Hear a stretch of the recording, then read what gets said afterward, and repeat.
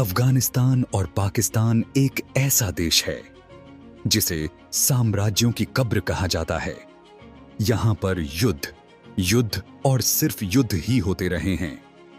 आज पाकिस्तान और अफगानिस्तान की जो स्थिति है, उसके तार महाभारत से जुड़े हैं।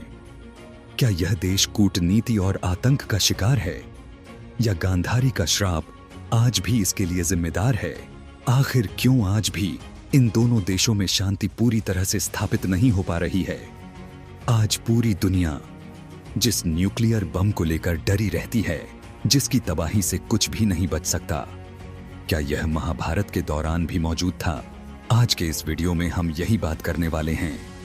पहले यह क्षेत्र भारतवर्ष के आर्यावर्त के क्षेत्र में एक जनपद गांधार प्रदेश का ही हिस्सा हुआ करता था।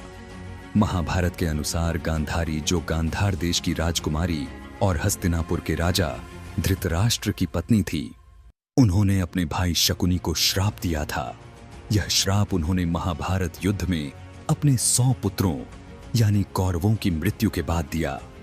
गांधारी अपने पुत्रों की मृत्यु के लिए शकुनी को भी जिम्मेदार मानती थी, क्योंकि शकुनी ने कौरवों और पांडवों के बीच मतभेदों को बढ़ावा दिया और युद्ध की स्थिति उत्पन्न की।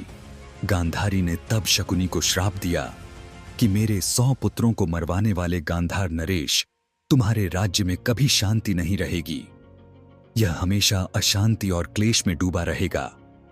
माना जाता है कि इस श्राप के कारण ही गांधार क्षेत्र में ऐतिहासिक रूप से अशांति बनी रही। वर्तमान में गांधार को आधुनिक अफगानिस्तान के गांधार क्षेत्र से जोड़ा जाता है।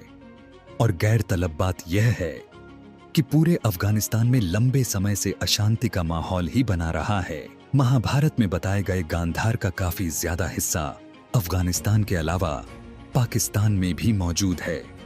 यही वजह है कि कुछ लोग मानते हैं गांधारी के श्राप का असर पाकिस्तान पर भी देखने को मिला है, जिसकी वजह से वहां हमेशा अशांति और अस्थिरता बनी रहती है। हाल ही में भारत ने पहलगाम में आतंकियों द्वारा किए गए हिंदुओं के नरसंहार के जवाब में ऑपरेशन सिंदूर लॉन्च किया। इसके बाद बड़ी संख्या में भारत ने पाकिस्तान के आतंकियों का सफाया किया। यह देश कभी भी किसी भी काल में पूरी तरह शांत नहीं रह पाया है। लेकिन क्या आप जानते हैं, 5000 साल पहले महाभारत में ऐसे ही एक हथियार का जिक्र था, जिसका वर्णन एकदम आज के न्यूक्लियर वॉर जैसा लगता है, जो कुछ लोगों को इनके न्यूक्लियर हथियारों से तुलना करने के लिए प्रेरित भी करता है। उदाहरण के लिए, ब्रह्मास्त्र का उपयोग करने पर आसपास के क्षेत्र में भयंकर विनाश, गर्मी, जमीन का बंजर हो जाना और लंबे समय तक उसका प्रभाव रहने का उल्लेख है। न्यूक्लियर का प्रभाव भी काफी हद तक ऐसा ही है। महाभारत में भी ब्रह्मास्त्र का जिक्र किया गया है। अश्वत्थामा ने ब्रह्मास्त्र का प्रयोग उत्तरा के गर्भ पर भी किया था, जो अभिमन्यु की पत्नी थी और परीक्षित को गर्भ में ही मारने के लिए था। इस हथियार के प्रभाव को भयंकर बताया गया है। हालांकि तब भगवान श्री कृष्ण ने पांडव वंश की रक्षा की थी, जिसमें यह कहा गया है कि यह पूरे क्षेत्र को नष्ट कर सकता है, प्रचंड गर्मी उत्पन्न करता है और जीव जंतुओं को भस्म कर देता है। यहां यह भी उल्लेख है कि ब्रह्मास्त्र के प्रभाव से भूमि लंबे समय तक बंजर हो सकती है, और यही नहीं, इससे गर्भवती महिलाओं के गर्भ पर भी असर पड़ सकता है। इसके अलावा महाभारत में कर्ण और अर्जुन के युद्ध में भी ब्रह्मास्त्र के संभावित उपयोग की चर्चा हुई है। ब्रह्मास्त्र को अत्यंत शक्तिशाली और विनाशकारी माना जाता था। यह पृथ्वी को नष्ट कर सकता था और इससे सृष्टि का विनाश हो सकता था। इसलिए इसका प्रयोग केवल अत्यंत आवश्यक परिस्थितियों में ही किया जाना चाहिए था। क्या सच में महाभारत काल में न्यूक्लियर टेक्नोलॉजी थी?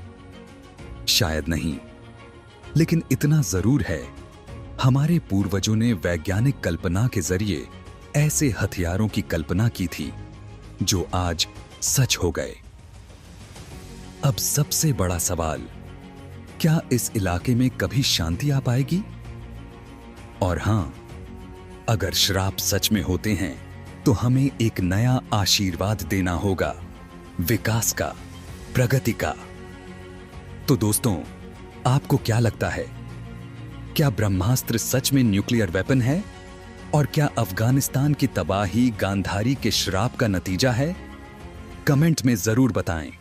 अगर आपको यह वीडियो पसंद आई तो लाइक करें, शेयर करें और हमारे चैनल आत्मज्ञान पथिक को सब्सक्राइब करना न भूलें, क्योंकि हम ऐसे ही रहस्यों से पर्दा उठाते रहते हैं।